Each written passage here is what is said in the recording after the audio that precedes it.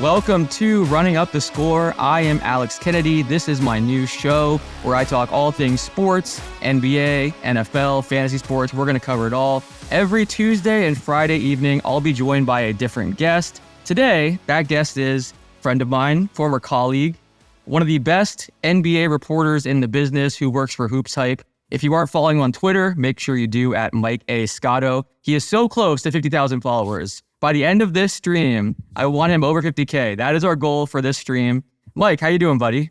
Hey, what's up, brother? Me too. We go over, we go down, we go back over. We want to fly way over the top on it. Well, NBA training camps kicked off today. We had media days yesterday. We had very busy week last week with different trades. You had Damian Lillard, Jrue Holiday. There's still the James Harden talks going on. So there's a ton of stuff to talk about in the NBA world. Again, no better time to be following someone like Scotto here. But let's go ahead and get into just these different topics. I want to start with the Bucks. With Dame Lillard, Giannis, Chris Middleton, Brook Lopez. Are the new look Milwaukee Bucks the favorites to hoist the Larry O'Brien trophy next season? Do you feel like they're the favorites to win it all? Or is there another team, like maybe the Denver Nuggets, that stand out to you as the favorite? I mean, I think in the East, you're going to flip a coin between Boston and Milwaukee, and everybody else is far below them. I mean, I don't really know how else to say it. To me, I think Boston has younger legs and a little bit more depth than Milwaukee at this point. So with Milwaukee, I worry about, Brook Lopez is getting older. Chris Middleton's coming off a pretty big injury last year. And it took him a little bit of time to get back. So I think they're going to need time to adjust with Damian Lillard. Now on the flip side with Boston, I think retaining Al Horford is big because with Kristaps Porzingis, we know his injury history can be a bit of an issue. But you hope that he's going to be all right and able to stay on the court. Jason Tatum and Jaylen Brown, they're two core franchise guys, have young legs. They should be fine. Malcolm Brogdon was obviously upset that he almost was traded, and then he finally did get traded. So I think that's going to alleviate any potential locker room issues. And overall, I think they have a really good shot, both teams. If I had to pick between the two right now, I would lean Boston for their younger legs, and they have slightly more depth right now, in my opinion. I think it's going to be so much fun watching this Bucks team. Damian Lillard had his best year of his career last year, was just so dominant offensively, was able to score from everywhere. Obviously, Giannis is the best player he's ever played with. And, if you had those two, it'd be fun. But when you factor in Chris Middleton, Brook Lopez, Bobby Portis, I mean, this team is just going to be a juggernaut. So I'm really excited to watch this team. We'll see Dame on national TV much more, which is going to be fun. You mentioned the Celtics, and I think it's really interesting that, they're trusting Kristaps Porzingis an awful lot. Someone that's had some injury issues throughout his career. By trading Robert Williams III, they're really dependent on Porzingis and Al Horford. I love the Jrue Holiday move. I think it makes a lot of sense when you lose someone like Marcus Smart. Holiday is one of the most respected guys in the NBA, beloved by executives, coaches. It's not surprised that there were a ton of teams showing interest in Holiday. And I think he makes them a lot better. That's obviously a really talented team. But what are your thoughts on kind of this Celtics front court? And do you think that could be a concern throughout the season just because of the age of Horford, the injury issues with Porzingis? Yeah, but I think, Alex, first off, Robert Williams was hurt too at times. Yeah. So, all right, at the end of the day, they need Al Horford. You're going to laugh, and I'm sure some people are, but that's the guy they think that can guard Giannis Antetokounmpo. It's not going to be Kristaps in the playoffs. So I think KP gives them more versatility offensively. And I've always said this, and a lot of GMs think this way. A third big man on a team, you could sign for a veteran minimum. Okay, and with Boston, with the tax apron and all that, and that's got to be their play. I just think that's the way it's going now with this new CBA. A lot of backup positions are going to be filled by guys on minimum contracts. And we've seen that over time at center anyway.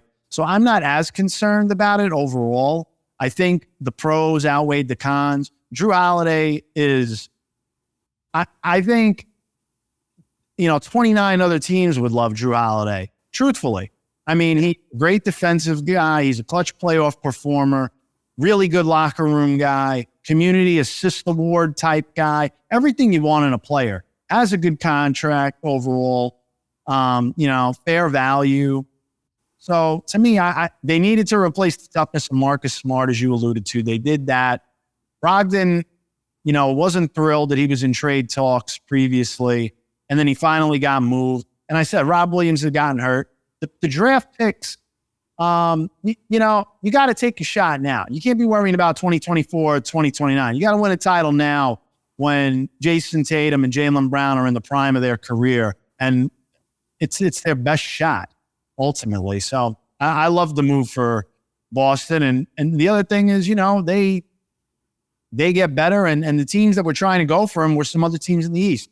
Miami wanted to make a run at him. And that would have been huge for them, but they didn't get it done. I don't know if that's because, Joe Cronin didn't want to deal with them or not, but at the end of the day, they couldn't get it done, and that's the bottom line. So for Boston, I think it's a huge stride forward, and I'm looking forward, more importantly, to seeing Jrue and Dame, I think, face off in the Eastern Conference Finals. And if I was Jrue Holiday, I would have a little bit of a chip on my shoulder seeing a city throw a parade and everything for Dame Lillard after, Jrue Holiday was an all-defensive team guy, won a championship with the Bucks, and was an all-star for them. It's not like this guy was underwhelming. He was a really good player for them that Giannis loved, and it was a very complicated move for the Bucks to get Dame and to have to part with Jrue. It wasn't easy at all.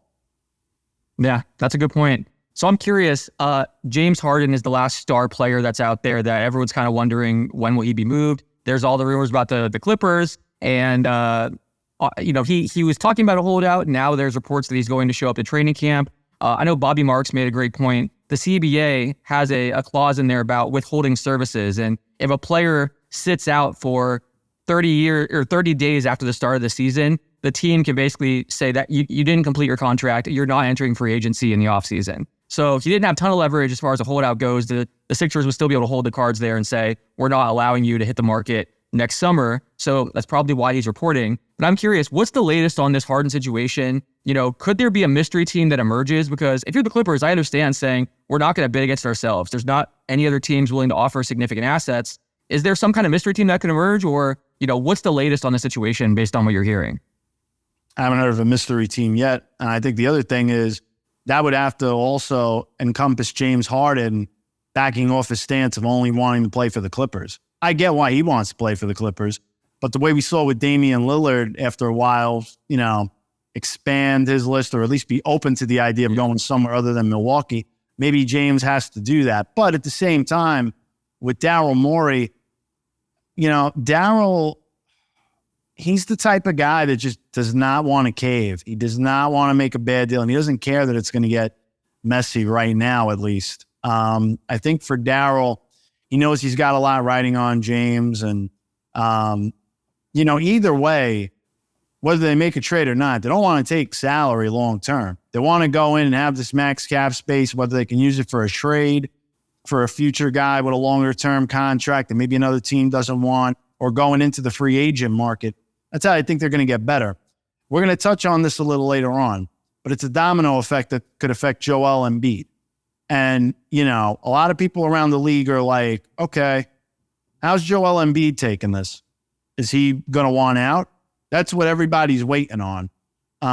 So there are a lot of dominoes in Philadelphia that are going to matter here coming up sooner rather than later. That's going to affect the entire landscape of the NBA, in my opinion, Alex, quite frankly. So that was my next question for you. We've been spending so much time talking about Dame Lillard and Bradley Beal and these stars that had been, kind of fans wanted them on their team for a long time. They were always in rumors. Who is the next superstar then, now that both of these guys have found new homes, that could be on the move? You mentioned Embiid. Is he the guy that people would kind of start circling? I know Giannis there for a second. People were kind of wondering with those comments he was making, could he be available? The Bucks clearly had some similar concerns and made the trade. Is Embiid the guy? Are there any other guys that you're thinking that, should kind of be circled on that list? Yeah, I think, well, first off, aside from Harden, I think then, again, all eyes are going to be on Joel Embiid around the rest of the league, keeping tabs on him.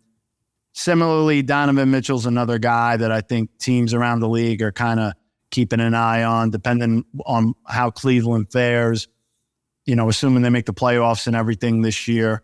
Because eventually, he'll have a player option coming up down the line, which he's, more than likely probably going to decline to give himself more leverage. And then that would put him at, I believe, this year, and then next year he'd be under contract. So, that door is kind of knocking a little bit around the league.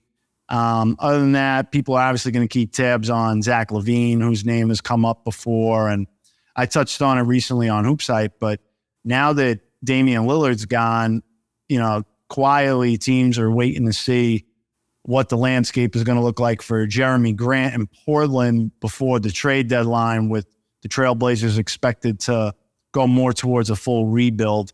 And, I know that, they could say, well, he's a part of their plans going forward, but he's close to the prime of his career, and the timeline and the trajectory doesn't fit. So other teams, that may be needing a 4 are going to be looking at Jeremy Grant closer to the to the trade deadline when he becomes eligible to be traded. So that's another guy I'd be looking at. Is there a team that stands out to you that could surprise everyone this year? I was at Orlando Magic Media Day yesterday, and spending time around this team, they just have so much young talent, but it also seems like they're ready to take that step forward. You talk to guys like Paolo, Franz, Markelle Fultz. They're expecting to be a playoff team. Wendell Carter Jr. said playoffs are bust, which, a lot of guys say, but he was actually willing to say it on the record and put it out there, which I give him credit for. I'm sure you nudged him along on that one. Maybe. There's a lot of excitement around this team. And I feel like, I've been in Orlando for years. I feel like this is the most anticipated season of Magic basketball since, after the finals run, back to Dwight Howard, Rashard Lewis. There's a lot of excitement. Paolo coming off his Team USA run in the World Cup. Sure. That's my team, I would say, that really could surprise some people, because I think a lot of people are viewing them as 1 or 2 years away, but I think they could actually compete. Last year we saw when they played some great teams like the Celtics, the Warriors, the Nuggets, they were able to beat those teams. So it's all about, basically being more consistent and playing those great games more often. But who is a team for you that kind of stands out as a team that could surprise people? Well, as I say, first and foremost, I think the New Orleans Pelicans, if they stay healthy, they're a team I'm looking at. And because I think we saw a little glimpse of it last year when they were healthy. They were a top team in the West. So health is a big question mark for them. Trey Murphy's already hurt, but, I think they can withstand that right now. But if they can stay relatively healthy, I think they're a force to be reckoned with in the West. When I do look in the rest of the West, I think Dallas improved. The continuity between Luka Doncic and Kyrie Irving should improve. I think Grant Williams was good for them. I like Derek Lively Jr. for them. I think he's going to play some front court minutes, and I'm sure we'll talk about rookies and stuff coming up too. But I like John Collins for Utah. I think that was an underrated addition for them. If Utah can get they got Colin Sexton, at point guard right now, but if they maybe upgrade that's a real team to keep an eye out for as well. Something I think they'll keep an eye on trying to do. I mean, you touched on Orlando. That would be my team in the East. I don't know if they're a playoff team yet, but Orlando played over 500 basketball after the first 25 games last year when they got healthier. So I think Jamal Mosley's done a good job with that group. I recently actually had him on the HoopsHype podcast. He was a great guest talking about the team and some past experiences coaching Luka, Dirk, Jalen Brunson, etc. Carmelo. But I think they're a real force to be reckoned with, and people are going to sleep on them, but I wouldn't. I think they'd have a chance to be a play-in team in the East. Yeah, Mosley's so respected, especially as a developmental guy. It was cool hearing all the Team USA guys rave about him and just how, he kind of worked with them throughout that run. And yeah, in Orlando, he's beloved. He's been a great hire for them. Actually, it's funny, during media day, whenever I was tweeting out the videos of him, there were Mavericks fans that were, kicking themselves thinking, how did we let this guy get away? Because he's been, a really impressive coach in Orlando. And I think he has a really bright future Definitely listen to that podcast, by the way. HoopsHype podcast. Mike does a great job. And that sounds like an awesome episode. I got to check that out. Real quick, I do want to thank our presenting sponsor, Prize Picks. If you haven't tried daily fantasy sports on Prize Picks, you are missing out. Here's how it works. You pick 2 to 6 players and pick whether they'll score more or less points than their Prize Pick projection. If you're right, you win big. You can win 25 times your money on any entry. Prize Picks offers projections on every single sport: NFL, NBA, MLB, NHL, PGA, college football, college basketball, soccer, WNBA, esports, NASCAR, tennis, MMA, boxing, disc golf, overseas basketball, cricket. If you've been wanting to play fantasy disc golf, Prize Picks is the place for you. You don't compete against other people. It's just you versus your projections. You can mix and match players from different sports. So you could have LeBron James, Patrick Mahomes in the same entry. If you download Prize Picks today and use the promo code ALEX when you sign up, they'll match 100% of your deposit up to $100. That's promo code ALEX for a 100% deposit match up to $100. It takes 60 seconds or less to build a lineup. To show you how easy it is, we're actually going to build a lineup here. Let me go ahead and do that now. So I'm going to put this on the screen. Let's go ahead and they do these things Taco Tuesday. They have projections. Yeah, let's do it. They have these projections that are much lower. They're easier to beat, easier to win on. So I'm going to say Moore for DJ Moore, having more than 26.5 receiving yards. That seems like an easy one. And to show you that you can mix and match different sports, I'm going to go WNBA, Brianna Stewart. Let's go more than 23.5 points. You must hit 2 out of 2 in this entry. If I get it right, I get 3x my money. Let's do a $10 entry. And let's place that entry. Boom. Done. So there you go. That shows you how easy it is. Thanks to Prize Picks for sponsoring this episode. Again, they said under 60 seconds. That was under like 30 seconds. Shout out Prize Picks. All right. We talked about the Eastern Conference and, the top teams over there, but I want your NBA Finals pick. For me, I'm going to go Nuggets Bucks. I just think the Bucks have too much talent. I'm curious to see what happens after the coaching change with Adrian Griffin over there. But again, going back to, we had the East conversation. The Nuggets just seem so loaded to me. Even when they won that championship, I was tweeting some stuff just about this run's not going to come to an end soon. Obviously, we saw Bruce Brown left and they've had some, losses, but the core is intact and they're going to be attacked for the next few years. The continuity there is important. So many of these teams that are contenders have some changes. And I think one of the most underrated things in all of sports is continuity, chemistry. The Nuggets have so much of that. I mean, this core has been together for quite some time, and that's huge. And the coaching staff has been together for so long too. So that's my pick as of now. I would say Nuggets over Bucks, and maybe let's say in 6 games would be my prediction. What's your NBA Finals pick? I mean, I would go with, for now, the Celtics, and I'll go with the Nuggets. And if I have to pick, give me the Celtics in 7. Okay, I like it. Check back with me and circle back. Yeah, nothing better than an early October NBA Finals pick. Yeah. Training camps, day 1 of training camps, got to make our Finals pick. I just had to ask.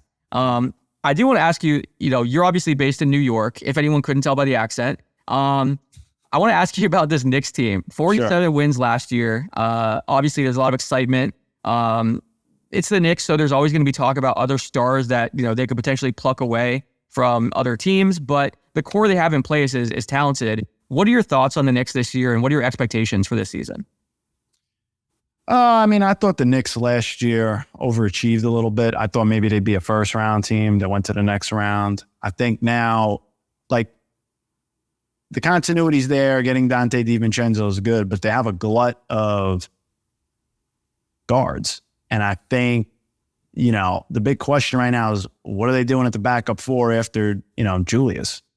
Josh Hart might play a few minutes there, which, all right. We'll see how it goes. Josh was great for them. Don't get me wrong. But I just think Josh playing the 4 is a bit tough. That's a lot to ask of a guy. He's a great, role player, but that's a lot to ask when you're going up against bigger, bruising, front court players. And, Mitch Robinson was able to play really well against Cleveland, against Jared Allen and Evan Mobley.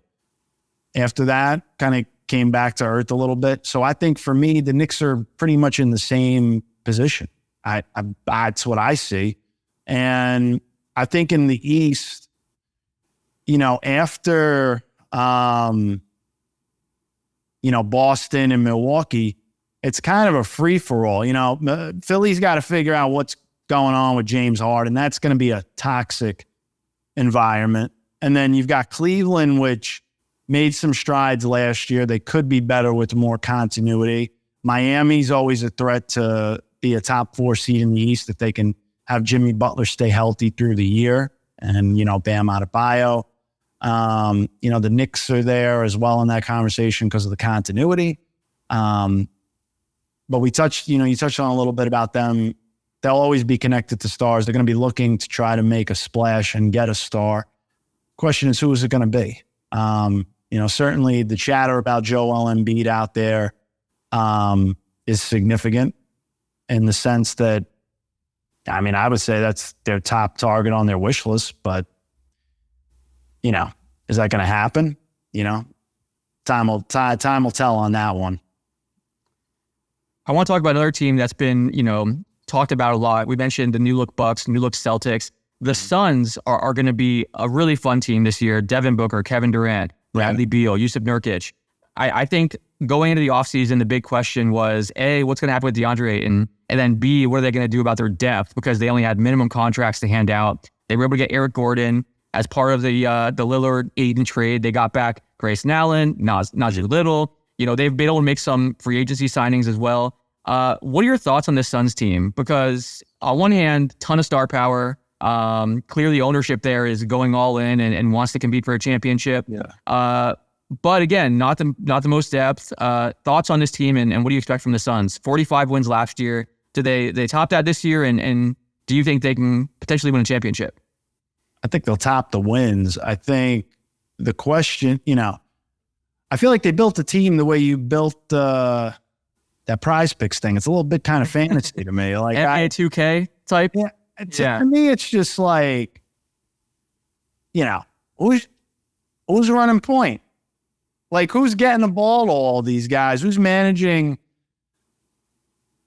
that, I don't want to say the egos, but you got 3 guys that have averaged 25 plus in their career. Bradley Beal's averaged 30 a couple of years. Like, somebody's taking a back seat. It's not Durant, and I certainly don't think it's Book. So Beal, I guess, is going to be the guy, and he's going to run point. He's not a point. He's a scorer who can make plays for others, but that's not his natural instinct. I think that it's going to be interesting to see what they do with that. To me, I really think like they're overlooking that a little bit. They're going to be a great team on paper. Don't get me wrong, and the depth that they got for guys on the minimum, like Yuta Watanabe, was fantastic in Brooklyn last year. If he can shoot like that, I've always been intrigued by Bol as a player, just because, like, how can I don't want to compare him and Victor Wembanyama because they're not in the same. I get it though. Range as far as like, build. Yeah. Before Victor Wembanyama was doing all this dribbling at 7'3", like, Bol, look at the highlights in Orlando. He dribbling full court behind the back, dunking on people in transition. He's needed more structure, I think. And, some of that, like, on him, I think it's going to be on him to kind of take the next step in his development with this team and be around guys that are looking to win. So to me, like, they've got enough depth. It's the point guard spot for me and managing all those, all that talent and now trading for Nurkic. They think he's a better fit than Ayton. Okay. Well, if he's going to be a better fit, then Frank Vogel's got to get a lot out of him defensively. And that's my concern, And, before he got hurt with his leg injury, Nurk was really good defensively. Yeah. I mean, I could see him on offense being, used in DHOs and dribble handoffs, and like he can do that stuff still. And I think he's fine as your 4th guy. But defensively and in terms of the point guard spot, those are my 2 big questions for Phoenix right now. I think we'll see Booker at the point guard spot. He's played well there at times. He's gotten better at facilitating and setting up others. We've seen him do it, in the past year or two. And yeah, I'm curious to see what Bradley Beal looks like as a 3rd option. We haven't seen that. I mean, he's been obviously a fantastic scorer, but as a 3rd option, it's going to be interesting to see, what he can do going again when defenses are throwing their best, perimeter guys at Book, KD, can Beal just dominate against some lesser defenders? The Nurkic acquisition is interesting to me because I think he'll definitely provide spacing and 3-point shooting, and you don't get that with DeAndre Ayton. And I think that they were just so sick of Ayton's up and down motor and inconsistency, basically. I think that was a two-way street for the both of them. I'll be honest with you, Alex. I think he wanted a bigger role. I think they wanted him to, like you said, have the consistent. It was just time for the both of them. I thought they would get a little more for Ayton, I'll be honest with you.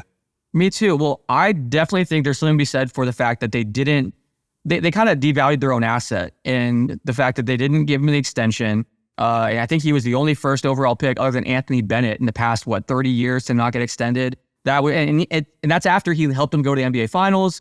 He could have been the kind of guy that's like, let me just put up my own stats. I think he made sacrifices to help him get to the finals. And obviously there are warranted questions about his motor and inconsistency and things like that. But yeah, I mean, I think they could have gotten back more too. And part of me wonders, did they not get back as much back because they're leaking things like, we can easily replace the production if he doesn't come back. And some of the stories that kind of came out during free agency, which understandably I'm sure would upset Ayton and his camp. Both sides, I think, could have handled it better. Ayton could have been more consistent and had more of a motor. And I think he'll do better in Portland, where he can kind of be built around and be a cornerstone there. And the Suns could have gotten more for him and not devalued their own asset. So it kind of goes both ways. This is a very interesting team. I'm very curious to see how it all fits together. I think with Nurkic, they want someone that's going to give 100% pretty much every play, and they don't have to worry about those ups and downs and kind of staying on him.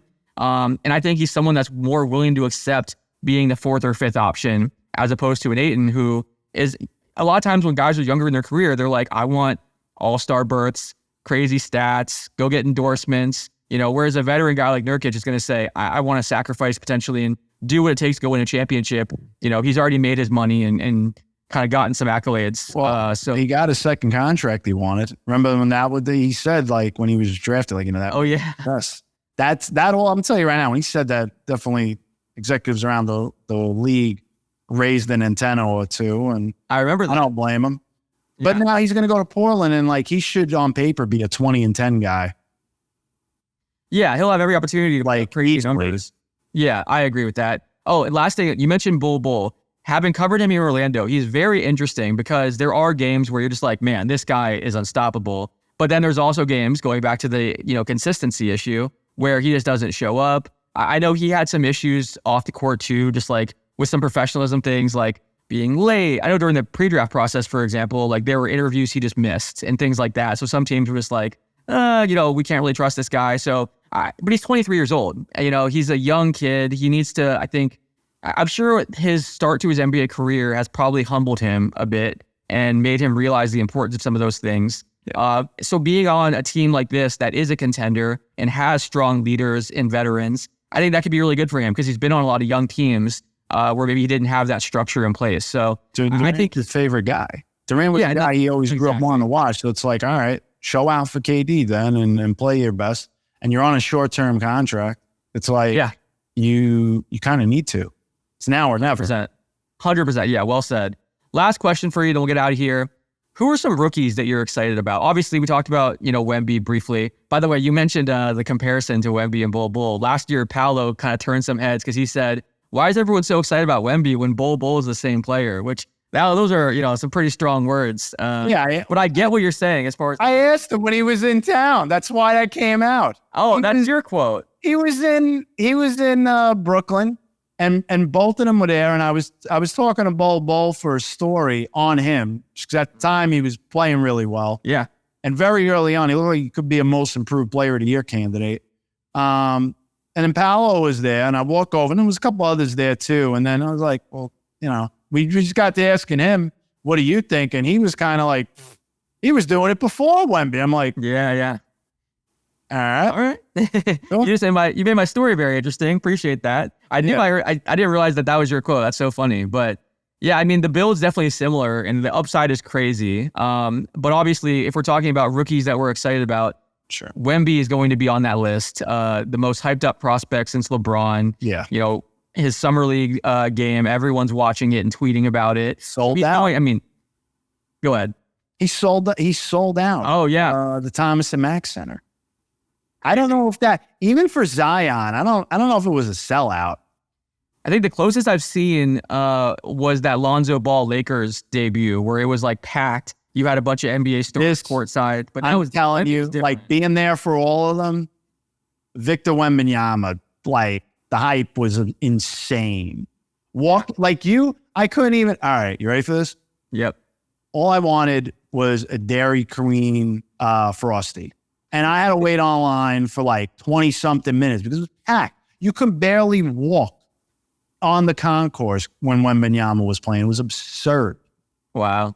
Yeah, LeBron James had his debut with the Orlando Summer League back in the day, but the difference there is there's no fans. So it's packed with players, executives, coaches, no fans though. The fan component changes everything. Yeah. That's where it's loaded there. So I like when they did both, but Orlando was fun. I remember Orlando was so much fun. It was also, I mean, for us, inside baseball here, but it made our jobs easier too, because you could just go hang out with executives and stuff like that. Versus them hiding in a corner because there's all the fans in the building. So 100%. It was nice for us, but RIP Orlando Summer League. Wemby is obviously someone that everyone is excited to watch. Even casual sports fans are going to tune into some Spurs games to see Wemby. Who are some other rookies that you're excited about watching this year?